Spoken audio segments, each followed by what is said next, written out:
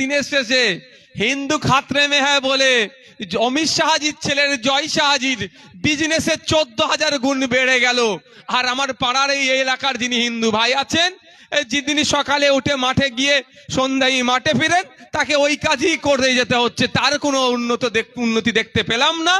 অপরন্ত তাকে কি দেখলাম, সে যখন পেট্রোল ডিজেল কিনতে যাচ্ছে, হিন্দু যখন তাদের ভাষায় বিপদে ছিল, 60 টাকার নিচে পেট্রোল ডিজেল কিনেছিল, আজকে হিন্দুকে উদ্ধার করার নামে সেই হিন্দু ভাইকে আবার 100 টাকার গায়ে পেট্রোল ডিজেল কিনতে বাধ্য করছে।